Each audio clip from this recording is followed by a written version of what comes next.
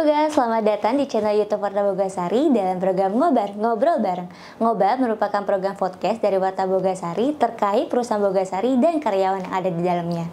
Saya Nabila, host Ngobrol yang akan menemani kalian di episode kali ini. Untuk episode kali ini, kita akan membahas tentang public relation. Nah, guys, Boga tahu nggak sih apa itu public relation?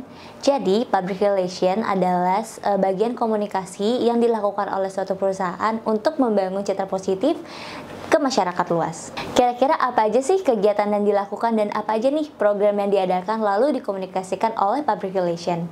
Nah, untuk public relation Bogasari sendiri itu sedang menjalankan beberapa program nih. Ada Bogasari Mengajar, PKL, dan juga ada Factory Visit loh. Nah, untuk membahas lebih lanjut program-program dari public relation Bogasari, hari ini saya sudah bersama Bapak Rudianto Pangaribuan yang merupakan Head of Public Relation Bogasari. Halo, selamat siang Pak, apa kabarnya Pak? Selamat siang Nabila, kabar sehat Nabila? Alhamdulillah, saya kabar baik Bapak. Asik. Nah, jadi Pak, kemarin saya dengar istilah dari public relation atau biasa kan kita sebut PR aja kali ya Pak ya, biar lebih gampang. Itu katanya PR itu adalah bagian komunikasi dari suatu perusahaan. Boleh dijelasin nggak secara detail itu seperti apa? Oke, jadi begini Nabila. Kalau kita bicara alat komunikasi, kita setiap individu pun harus mengkomunikasikan diri kita, ya kan? Ada istilah trennya personal branding.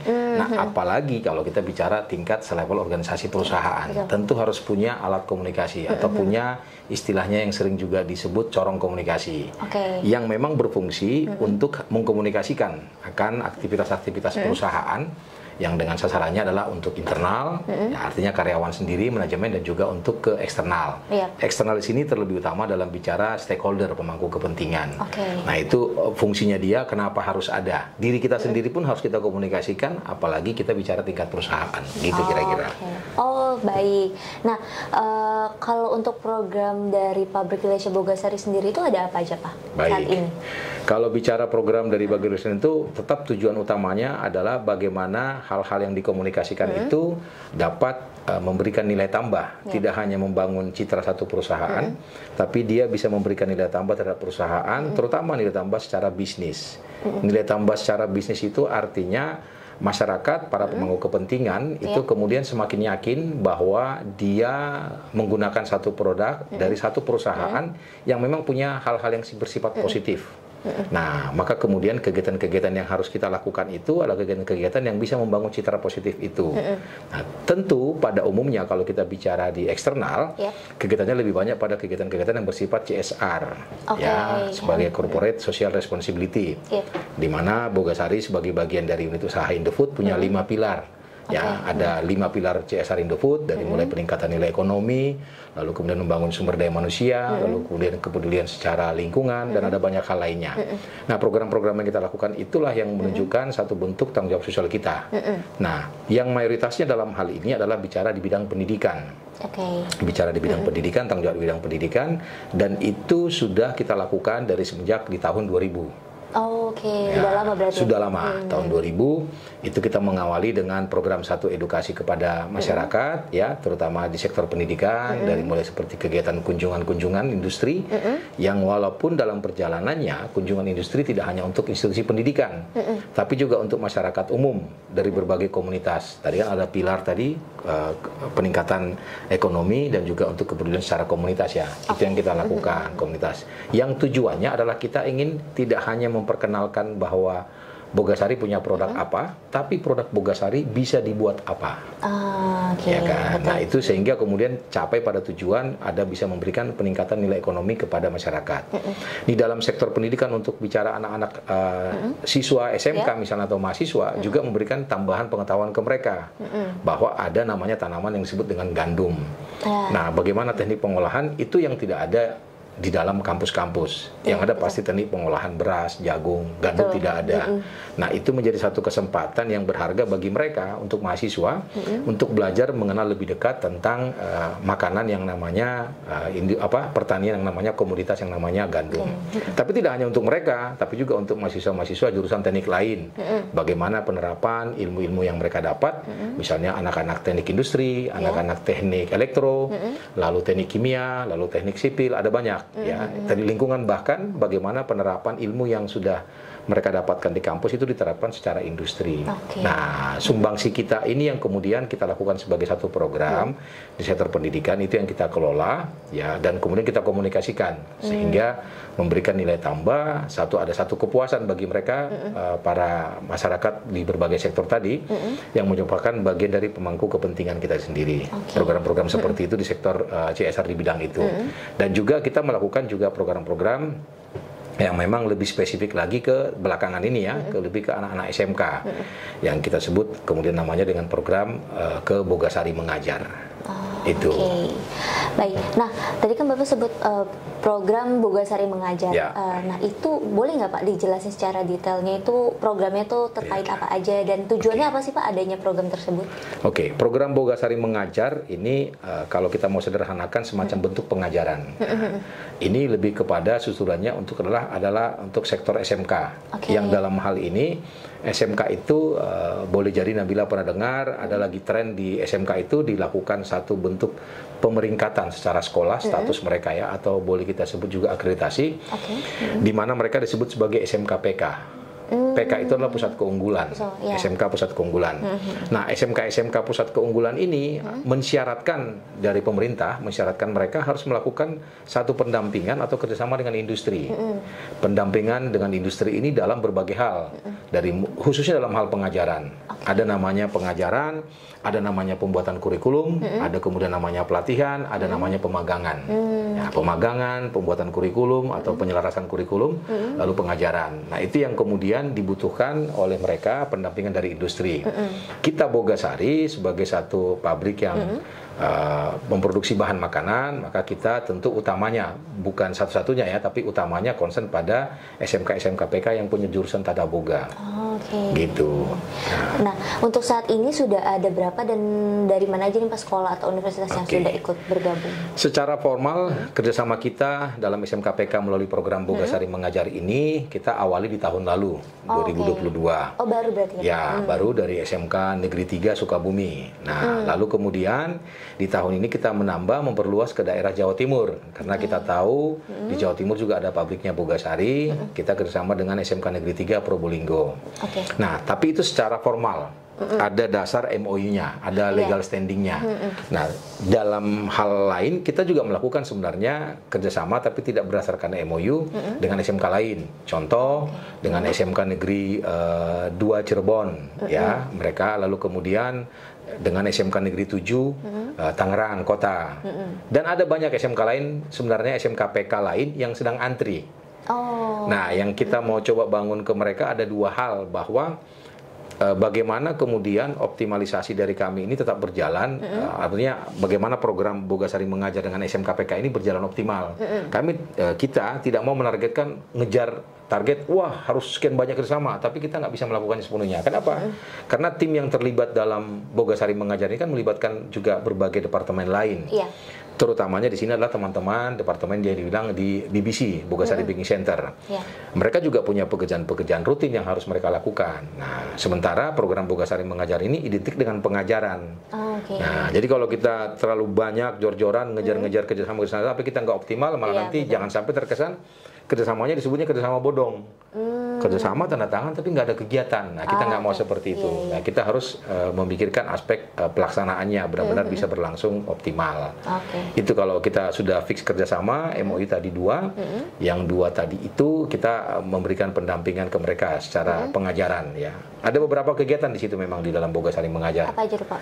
Pertama, mereka ada namanya program guru magang. Ya, jadi guru magang artinya sama seperti mahasiswa atau siswa yang magang. Jadi ada guru magang, ada siswa magang, lalu kemudian ada praktisi mengajar. Praktisi mengajar itu adalah kita Bogasari yang dianggap sebagai praktisi, kemudian memberikan pengajaran ke mereka.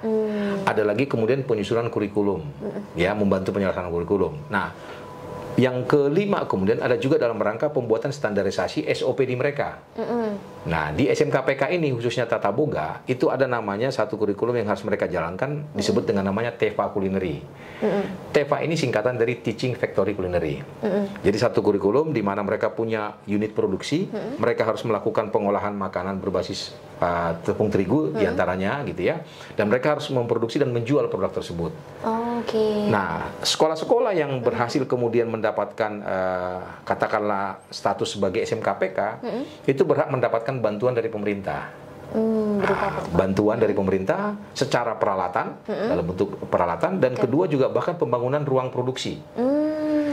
Nah, yang terjadi kemudian dari hasil observasi kami dan bertemu dengan mereka adalah mereka belum bisa menggunakan alat tersebut, mengutilisasinya dengan optimal.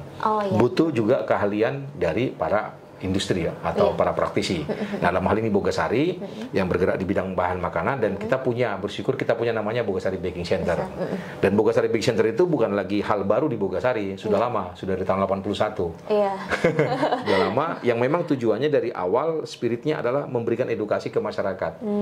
Terigu bisa dibikin makanan apa, lalu kemudian terigu bisa dibikin usaha makanan apa.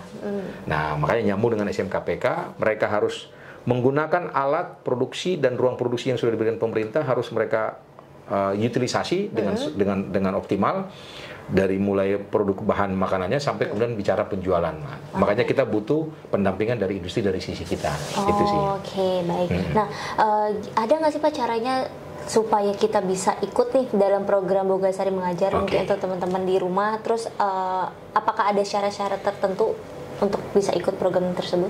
Untuk ikutan Bogasari Mengajar ini tentu kita bicara secara kelembagaan, artinya antar instansi, dalam hal ini G2G antara Bogasari dengan sekolah misalnya, bahkan juga tidak menutup kemungkinan dengan kampus, karena dalam konteks Bogasari Mengajar tidak sepenuhnya hanya bicara di level SMK, kita juga punya dengan universitas. Satu yang baru beberapa 2 bulan lalu kita melakukan tanda tangan kerjasama itu dengan Unsuria, ya, Universitas Surya Dharma, juga Dharma. Tapi itu memang adalah kerjasama yang sedang rutin dilakukan oleh beberapa kampus terkait dalam pelaksanaan kurikulum Merdeka Belajar Kampus Merdeka. Juga bagian itu. Nah, kalau kita bicara syarat, tentu persyaratannya dari pihak sekolah mengajukan surat, tentu harus menjelaskan profil dari sekolah mereka atau profil dari kampus tersebut, dan apa target dari yang mereka harapkan terkait kerjasama dengan kita. Karena kita arahan kita, kalau ibarat kata peribahasa, kita memberikan kail, bukan memberikan umpan. Jadi kita tidak bicara oke, mau kerjasama dong, investasi uang, tidak. Kita lebih pada investasi ilmu. Nah, investasi ilmu tadi dalam bentuk seperti pengajaran, ya. Kita bantu mereka untuk menjelaskan kurikulum. Mereka punya kesempatan magang di Bogasari. Bahkan uniknya, magang-magang anak-anak SMK dalam konteks Bogasari Mengajar ini tidak hanya magangnya di Bogasari saja kita berikan kesempatan. Mereka punya kesempatan magang di UKM. Di UKM mereka 2-3 bulan, mereka langsung belajar praktek bagaimana produksi, mereka bisa mengenal spirit bagaimana menjalankan satu usaha, bahkan mereka juga bisa mengenal tuh bagaimana pola-pola pemasaran dari UKM. Karena memang goalsnya dari Bogasari sesuai dengan arahan dari manajemen adalah bagaimana melalui program Bogasari Mengajar, satu hal dalam konteks SMKPK adalah menjadikan siswa SMK tidak hanya mereka di upskill-nya mereka, kompetensinya mereka di bidang tata boga, tapi juga bagaimana membuka jalan atau memperlancar jalan mereka untuk menjadi pelaku usaha di bidang tata boga. Karena SMK kan memang orang ketika memilih SMK kan agar dia bisa cepat kerja. Iya, betul. Nah, impian kita bagaimana mereka tidak hanya bisa cepat kerja, tapi bisa cepat jadi pengusaha. Iya, betul. Kira-kira gitu. Nah, kalau untuk sekolah SMK, Pak, apakah hanya yang sekolah berstatus SMKPK saja atau boleh? Kita memang untuk program Bogasari Mengajar ini fokus kepada SMKPK. Ya, kenapa fokus pada SMKPK? Karena kita tidak mau kemudian materi-materi pengajaran yang kita berikan itu kemudian tidak berjalan dengan optimal. Emang dengan SMKPK belajar optimal, pasti berjalan optimal. Kenapa? Karena mereka sudah punya alat. Mereka harus menggunakan itu sebagai satu bentuk pertanggungjawaban terhadap pemerintah yang sudah memberikan alat itu. Bahkan mereka tidak hanya menjalankan alat tadi, memfungsikan, tidak hanya mengutilisasi. Mereka harus menjual produk itu. Nah, ini nyambung dengan semangat kita. Jadi bagaimana membuat mereka, dengan mereka kemudian terus rutin mengolah di prakteknya mereka, dan bahkan mereka menjual, berarti ada 2 hal. Tadi kompetensi bertambah karena mereka berlatih terus. Unsur mereka untuk menjadi pelaku usaha atau entrepreneur itu begitu startup nantinya, itu juga bisa berjalan. Berjalan kenapa? Karena mereka harus menjual. Beda loh kalau SMK lain yang bukan SMK PK, mereka praktek seperti biasa sebagai bagian dari pembelajaran. Betul. Kalau SMK PK, mereka praktek dan mereka harus jual. Ketika mereka ditantang harus jual, berarti harus bicara laku apa tidak. Kalau bicara laku apa tidak, berarti harus diperhatikan kualitasnya. Berarti ada satu tuntutan dari mereka, harus mereka serius meningkatkan kompetensi dan juga punya pemahaman dalam pemasaran. Nah, ini yang semakin kita yakini tadi, mereka tidak hanya bertambah kompetensinya, tapi juga peluang mereka untuk menjadi pelaku usaha semakin besar. Itu kenapa kita concernnya lebih ke SMK PK untuk saat ini. Oke, baik. Gitu. Apakah ada jurusan tertentu nih Pak untuk ikut program ini? Nah, untuk yang SMK PK, karena kita bergerak di bidang makanan, berbasis tepung terigu, kita saat ini memang fokusnya masih lebih kepada SMK PK yang punya jurusan tata boga. Ya, oke. Menutup kemungkinankah dengan jurusan-jurusan lain seperti teknik bisnis segala macam, menutup kemungkinan. Tapi kita main lebih pada saat ini, kita belajar dulu di sini, ya, beberapa sekian waktu ke depan, karena core bisnis kita kan adalah menghasilkan makanan. Betul. Biar nanti kemudian SMK PK yang di bidang teknik itu kepada perusahaan-perusahaan yang skala industri lebih ke perteknikan, misalnya yang memproduksi kendaraan kah, sepeda motor atau peralatan-peralatan lain. Kalau kita lebih ke makanan, ya kita perlu, karena itu pun sudah ngantri dan itu ada banyak. Itu ada banyak. Saat ini SMK PK yang secara nasional kalau kita hitung mungkin bisa jadi angkanya sudah di angka ribuan bisa jadi ya. Karena kemarin saja saya ngobrol dengan UPI Bandung. UPI Bandung itu dia mendampingi 25 SMK PK tata boga. Itu baru bicara UPI. Di Jawa Barat. Belum kampus lain juga mendampingi di sana. Jadi saya berusaha meyakini angkanya pasti ribuan SMK PK yang di bidang tata boga. Makanya kita fokus lebih ke tata boga sesuai dengan core bisnisnya kita sih gitu. Oke. Nah ini Pak yang paling penting, benefitnya apa sih Pak ikut program Bogasari Mengajar ini? Benefit bagi si sekolah tersebut, ya. Bagi sekolah mungkin untuk siswa atau untuk benefitnya pasti sangat jelas bagi mereka. Itulah kenapa kemudian mereka berbondong-bondong mengajukan surat penawaran kerjasama ke kita, karena khususnya mereka di ilmu-ilmu tertentu ya. Satu yang sudah pasti, satu yang sudah pasti dari beberapa kali adalah di bidang pastry bakery. Tidak hanya siswa, tapi guru pun mengakui mereka masih memiliki keterbatasan di bidang itu. Nah, kita punya para ahli nih di Bogasari Baking Center nih, teman-teman di TBBC yang ahli di bidang pastry bakery. Jadi mereka pasti sangat mendapatkan manfaat, benefit yang mereka rasakan adalah ilmu mereka sangat bertambah dengan cepat. Bertambah dengan cepat bahkan melalui program Bogasari Mengajar ini tidak hanya dari sisi pengajaran di teman-teman BBC atau pengajaran dari para praktisi di Bogasari, tapi tadi ketika mereka punya kesempatan magang di UKM, itu mereka semakin merasakan manfaatnya. Karena nggak mudah bagi mereka untuk kemudian punya kesempatan magang di UKM-UKM, apalagi UKM-UKM yang cukup besar. Contoh yang kerjasama mensupport kita UKM Mitra Binaan Bogasari dalam hal program Bogasari Mengajar, ada Roti Bogor Permai. Itu sudah senior. Itu sudah ada di tahun 46 kalau tidak salah. Ya, lalu kemudian ada Maple Bakery. Itu juga sama, karyawannya kurang lebih 50-an. Ada lagi Cantiki Bakery. Nah, ketika kita melakukan menawarkan ke mereka agar mereka bersedia menerima siswa SMK belajar di sana, sempat tuh, Pak, ini kira-kira ngerepotin nggak ya? Gitu. Kenapa Bu? Kenapa Pak? Gitu. Pengalaman kami mengelola karyawan saja sudah cukup lumayan butuh effort, butuh waktu. Kalau kami harus ngajarin mereka, nah kira-kira gitu, bisa kebayang repotnya Pak. Lalu kita katakan tidak, kami sudah membekali mereka, Bogasari sudah membekali mereka dengan ilmu. Dan ternyata alhamdulillah mereka sangat puas. Dan begitu selesai periode pertama kemarin mereka bilang, mangga Pak, silahkan monggo kalau ada lagi tahun depan. Karena ini di luar ekspektasi kami, melebihi ekspektasi kami. Ya, melebihi ekspektasi artinya dulu kebayang kami akan ngajarin mereka, ternyata enggak. Mereka sangat membantu. Gitu. Nah, si siswa juga sama. Itu sebuah kebanggaan bagi dia. Wah, saya magang di sini. Dan mereka dengan magang di Bogasari, magang di UKM, mereka dapat sertifikat. Sertifikat itu loh. Ada nilainya. Kalau istilah orang kan itu menambah CV. Pernah magang sini, pernah magang sini. Nah, ini yang kemudian ada banyak lah benefit yang didapatkan oleh para siswa, bahkan para guru, karena kesempatan ini tidak hanya dirasakan oleh siswa, tapi juga guru. Guru juga sama, menambah lagi. Pak, jangan lupa sertifikat, apalagi sekolah negeri ya. Lumayan Pak, untuk PNS nambah. Portofolio ya, Pak ya. Untuk menambah jenjang kepangkatan golongan Pak, udah pernah dapat sertifikat apa saja. Itu juga yang mereka rasakan secara pribadi bagi mereka. Gitu. Nah, untuk program Bogasari Mengajar ini sama aja nggak sih Pak sama kayak praktek kerja lapangan? Oh, pastinya berbeda. Ya, pastinya berbeda. Mereka kemudian mendapatkan pemahaman secara lebih khusus, lebih spesifik, dan juga kesempatan mereka magang. Kalau magang yang reguler itu kan cenderung mereka lebih banyak belajar, mengamati, katakan begitu. Kalau mereka terjun langsung, dan tadi kelebihannya adalah mereka punya kesempatan praktek nyata, full, langsung sepenuhnya di UKM tadi, penerapan di industri. Nah, ketika mereka juga magang di Bogasari, dan ketika mereka magang di Bogasari untuk Bogasari mengajar, mereka tidak hanya di tempat, misalnya kalau yang reguler kan di satu tempat, di mil saja misalnya, gitu ya.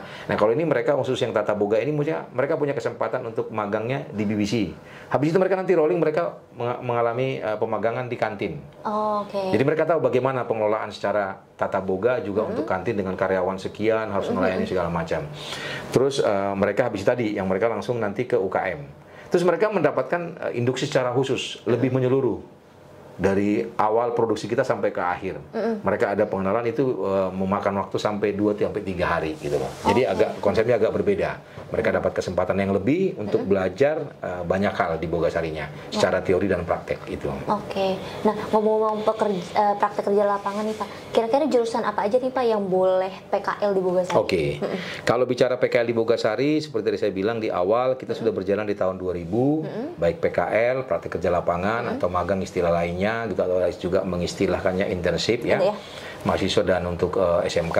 Kalau untuk SMK sih memang lebih kepada jurusan administrasi perkantoran, lalu kemudian logistik, lalu kemudian teknik-teknik motor misalnya listrik untuk anak SMK. Yang paling banyak itu memang adalah kesempatan untuk mahasiswa, lebih terbuka ya. Mereka dari jurusan teknik kimia, teknik industri, teknik elektro, teknik lingkungan, lalu kemudian tadi kimia sudah, lingkungan, terus kemudian teknologi pangan apalagi, wah ini paling banyak nih pencarinya, food teknologi, ini ngantri. Contoh konkretnya saja, untuk periode Januari 2024 ya, itu sebelum ditetapkan calon presiden gitu ya, sudah ada pendaftar yang sudah mengantri untuk di bulan Januari. Padahal itu sekarang masih bulan Oktober. Dan surat mereka sudah masuk dari mulai bulan September. Artinya mereka sudah ngebaca, kalau mau ke Bogasari dari jauh hari loh, kalau enggak kebagian. Kami juga punya batas, ya batas untuk menerima program PKL di Bogasari, apalagi ada SMK-nya, ada mahasiswa. Ya kita nggak bisa banyak-banyak karena tadi para pembimbing di lapangan juga mereka juga punya agenda kerja yang lain. Gitu. Baik. Nah, gimana nih Pak caranya untuk mendaftar praktek kerja lapangan di Bogasari? Ada syaratnya juga nggak Pak? Kalau syarat utama dari mereka pastinya adalah mereka mengajukan surat resmi dari kampus atau dari sekolah SMK-nya mereka. Surat itu pertama, suratnya kemudian ditujukan langsung ke Bogasari, bisa UP-nya langsung ke PR Bogasari. Ya, langsung ke PR, lalu suratnya tidak perlu harus diantarkan secara fisik ke sini. Zaman dulu sebelum era digital yang ngantar, antri itu di posko Satpam. Pak mau ketemu Pak Gomez Pak, gitu ya, yang PIC langsung dari PR ngurusin itu. Mau ketemu Pak Rudi Pak atau siapa lagi lah gitu. Sekarang enggak, mereka bisa scan terus email atau WA. Gitu, mereka tidak perlu itu surat dari kampus itu. Lalu kemudian nanti itu yang mereka harus ajukan ke kita nantinya. Nah, tapi tadi saya bilang ada bulan-bulan tertentu yang memang itu udah antri mahasiswa. Jadi siap-siap. Biasanya di bulan Juni, Juli, Agustus sama tadi Desember, Januari. Wah, itu antri dari jauh-jauh hari mereka harus mengajukan. Karena itu memang nggak tahu, mungkin itu bulan-bulannya magang kali ya. Dan kita bersyukur Bogasari ketika pandemi kemarin pun kita berusaha bertahan, tetap bisa melayani itu, hanya berhenti beberapa bulan, benar-benar berhenti sama sekali. Tapi yang pasti pandemi itu dinyatakan Maret 2020, tapi dari Agustus 2020, Nabila belum gabung ya? Belum. Nah, dari Agustus 2020 baru berapa? 6 bulan pandemi kita sudah buka lagi. Tapi saat itu kita lebih banyak ke online. Makanya waktu itu SMK agak terganggu karena mereka harus nyata langsung datang. Kalau mahasiswa tidak. Nah, tapi tadi kemudian kita ngikutin aturan pembatasan, habis online, habis hybrid lagi. Nah, baru belakangan alhamdulillah kemarin mulai 2022 lah ya. Apalagi setelah pemerintah menyatakan itu, ya kita sudah semakin terbuka, mereka bisa full langsung ke sini. Yang datang magang di sini mahasiswa terutama ya, campur-campur loh.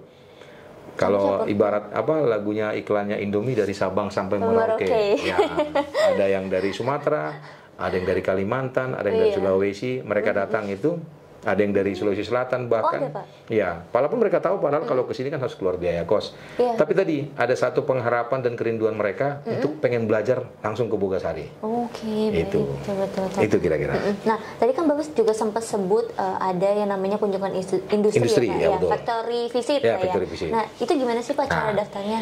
Kalau kunjungan industri ini juga menjadi satu bagian dari CSR-nya Bogasari, karena tadi ya dengan orang berkunjung ke sini berarti ada penambahan kapasitas kompetensi si SDM-nya dong. Ya. Contoh hari ini ada dari komunitas ibu-ibu dari namanya Moms Baking Community. Ya. Mereka menjadi menambah kompetensinya, pengetahuan mereka tentang aplikasi-aplikasi dari tepung terigu, spesifikasinya dan hal-hal lainnya, gitu ya. Itu tujuannya. Yang kedua juga bisa memberikan peningkatan nilai ekonomi kunjungan industri karena mereka yang udah punya usaha atau mereka yang belum jadi terpikir untuk punya usaha apa. Nah, caranya makanya itu terbuka untuk siapapun. Caranya seperti apa? Sama, mereka mengajukan surat dari komunitas mereka, dari organisasi mereka, dari kampus mereka, karena kunjungan industri kan juga untuk anak SMK, iya, untuk mahasiswa juga iya, gitu ya. Mereka mengajukan itu, dan lalu kemudian maksimalnya 50 orang, minimalnya 30 orang. Gitu. Nah, kalau 2-3 orang kan bukan kunjungan namanya, main-main aja. Iya, betul. Gitu. Kira-kira syaratnya begitu. Diajukannya ke kita, ke Bogasari, ke PR Bogasari, dan itu juga kita begitu antrinya orang yang mau berkunjung, kita punya waktu tertentu, sudah dihususkan waktu namanya di hari Rabu. Oke. Hari Rabu itu jadi kalau mau tahu kunjungan Bogasari hari Rabu. Iya, betul. Jangan berkunjung di luar hari itu, apalagi di hari Sabtu Minggu. Iya, mengganggu libur ya Pak ya? Mengganggu libur.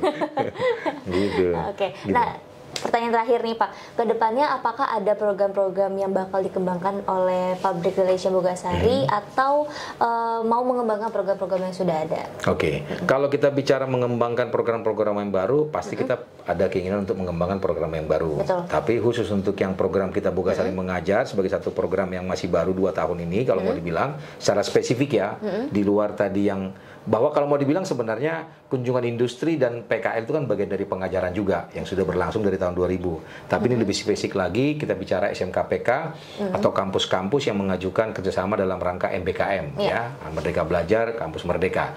Nah, itu yang mau kita kembangkan secara lebih spesifik ke mereka, sebenarnya bagaimana menciptakan program SMKPK di mereka itu bisa menghasilkan satu, tidak lagi hanya sebatas unit produksi ya, tapi sebagai satu unit bisnis. Nah, konkretnya misalnya gitu, di tahun depan kita ada berencana mau melakukan lomba antara SMKPK. Lomba SMKPK, kemarin kita sudah ngobrol dengan teman-teman juga di bagian marketing, kan memang selama ini ada program namanya LCKR, lumayan lama berhenti karena pandemi, Lomba Cipta Kreasi Resep. Dulu itu biasanya individu, nah ini kita mau adukan antara SMK, tapi ini kita mau perkuat, ini LCKR-nya antara SMKPK. Dan kemudian mereka nanti harus menjalankan usaha, tidak lagi sebatas mengajukan proposal. Kalau dulu mereka membuat satu resep baru, bikin proposal, udah, that's it. Nah, karena ini bicara SMKPK tadi mereka harus produksi dan menjual, maka kita mau bikin ini sekaligus untuk menguji sejauh mana program SMKPK ini sudah berjalan, baik yang mendapatkan pendampingan dari Bogasari maupun yang tidak. Nah, kita ingin adu mereka, kompetensi mereka, tidak hanya produknya dari sisi produk, tapi dari sisi penjualan. Jadi konsep kasarnya nanti ke depan, kita akan bikin LCKR itu, adu antara SMKPK, mereka harus bikin produk dan mereka harus jualan minimal 2 atau 3 bulan. Nanti untuk menentukan siapa pemenangnya, itu yang mau dinilai. Kalau mereka bilang, oh ini kreasi resepnya yang baru nih bagus, produknya bagus. Tahu bagus ukurannya apa? Bisa subjektif, ukurannya tadi ya, penjualan. Nah, karena memang juga targetnya kita adalah bagaimana melahirkan para pelaku-pelaku usaha atau new startup atau yang entrepreneur lah ya, anak-anak muda yang punya usaha gitu. Itu yang diharapkan kan, pasti Nabila pengen jadi pengusaha tuh. Betul, pengen juga Pak. Pengusaha lebih enak ya Pak ya. Lebih enak jadi pengusaha. Itu program-program lain sebenarnya kita punya concern nanti di bidang lingkungan. Ya, tapi kita tidak mau terlalu banyak dulu menjalankan program seperti itu. Karena yang tadi SMKPK ini aja pun sudah ada banyak tadi sekolah yang antri. Bagaimana kita menghasilkan, karena goalsnya dari SMKPK adalah mereka harus punya namanya BLUD. Jadi Teva Kulineri yang tadi itu mereka harus menjadi BLUD, Badan Layanan Usaha Daerah. Nah, itu kalau paling gampang dipahami oleh teman-teman Gengs Boga nantinya, kalau di tingkat negara itu namanya BUMN. Kalau di tingkat provinsi namanya BUMD. Nah, ini namanya tingkat daerah, karena sekolah negeri kan nggak boleh mencari uang. Mereka boleh melalui tadi itu, tapi mereka harus membuat BUMD. Nah, itu harus dibuatkan satu roadmap bagaimana menuju dari Teva Culinary, kita harus bantu mereka bikin roadmap menuju sampai ke BLUD. Sampai itu akan sangat membantu. Terutama nanti mungkin secara pembiayaan sekolah akan semakin berkurang karena mereka sudah punya penghasilan sendiri. Gitu. Itu satu tantangan yang sudah cukup berat. Ini di luar dari program-program PR Bogasari yang bersifat ke internal. Bagaimana kita menginternalisasi nilai, membangun satu engagement, membangun satu soliditas di antara karyawan juga ya. Itu kan juga hal-hal yang perlu kita komunikasikan juga secara intensif. Termasuk yang melalui Warta Bogasari ini. Gitu. Gitu. Nah, baik. Nah, terima kasih banyak Pak Rudi yang sudah menjelaskan secara detail dan jelas sekali ini terkait program-program public relation Bogasari saat ini. Nah, semoga dengan adanya program ini dapat membantu sekolah dan masyarakat dalam program CSR, terlebih dapat menambah pengetahuan masyarakat. Nah, nggak kerasa nih kita sudah sampai di penghujung acara. Terima kasih untuk gengs Boga semua yang sudah nonton episode Ngobar kali ini. Jangan lupa subscribe, like, dan share YouTube channel Warta Bogasari. Dan jangan lupa juga untuk follow Instagram @wartabogasari untuk mengetahui kegiatan-kegiatan yang ada di Bogasari. Saya Nabila dan Pak Rudi pamit undur diri. See you next video. Bye-bye.